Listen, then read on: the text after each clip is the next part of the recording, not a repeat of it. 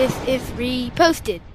You know, Andrew, I'd heard this phrase for a number of times, and I wanted to talk about friendship, and then I realized, oh, it's from the Bible. So we're getting biblical today. The phrase is, a faithful friend is the medicine of life. It comes from the Bible. I haven't mentioned that. Ecclesiastes 6:16. I was sort of thinking about this because I got the chance to spend the weekend with one of my good friends. It was his 50th birthday. We did a golf trip. And the reason I think we're really good friends, and this is what I think friendship in general is when you've gone through good and bad times together. It's easy to have a friend where it's just been all parties and giggles and laughs. But my friend, I'll just keep him nameless, his wife passed away. And it was in that moment that I sort of stepped into his life and became his good friend. And so now when we have good times, I think they're really, really joyful because we know bad times together. So I think the key to like having and being a really good friend is going through the joys and ups and the goods and bads with a particular person. Yeah, I mean, I completely agree with that. When I was reading this, I thought about medicine being like how it affects you, because if you're going through something, if you're going through a bad time, you probably call or reach out to a friend or family right away, and like how they can help you make you feel is positive. I remember I went through a bad breakup in 2006, I think, and I was just so sad, and there was nothing I could do. And I remember being like, I can see why people would do drugs. Like, I just don't want to feel this. I ended up not going down that road, but like reaching out to people, I mean, on both sides of happy and sad times is like, how is this person going to affect you? And like also calling the wrong person could be like taking the wrong medicine. You could have a bad reaction to it. So like choosing who you're around is pretty important. Yeah, we all have different types of friends, right? We have work friends.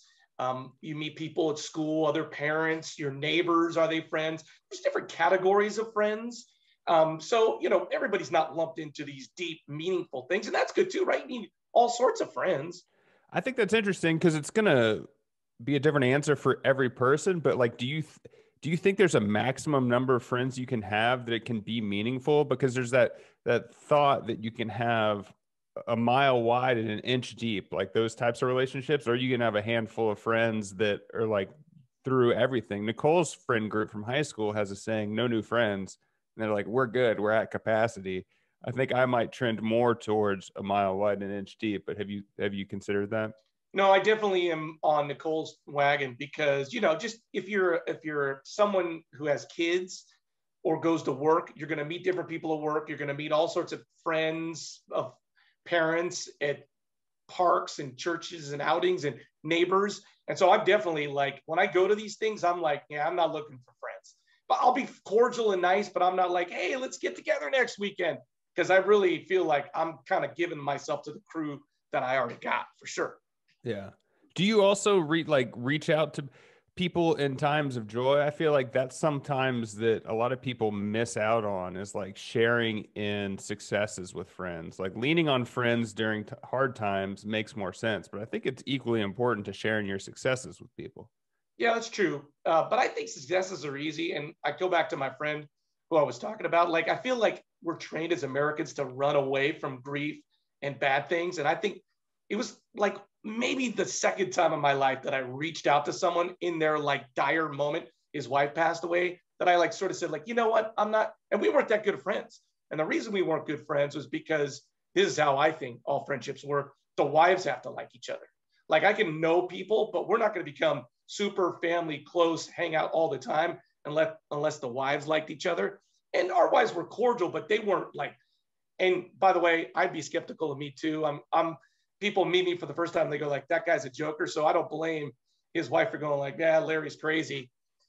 But the wives weren't that close and we weren't that close. And it was only just because I was like, well, he's hurting, I'm going to reach out. And I can't believe that he reached back to me in his moment of whatever. And that's how we truly got to be close, was depth of darkness. Yeah, I mean, I agree with that, but I also think that the times of, especially, well, in Western culture, it seems like you're told in times of success to be humble and not celebrate it, and I feel like that's something that's overlooked, and maybe you don't agree with that, but like I have a hard time when I have success being like, hey, this is like a positive thing, let's celebrate it, because it feels like braggadocious, but maybe it's not. For sure. I mean, all ranges of life, that's a part of life, right? So there's the good and bad. The other sort of idea with this is that, I guess your family can become your friend, but you're sort of stuck with your family. Like, my brother is my brother. He can't run from me. Whereas you have a choice with a friend and you have a choice to like eject on a friendship. So, whereas you can't really do that with a sibling. Yeah. Are you the type of person that would reach out to someone if like a friend outside of your family, if you were having a hard time?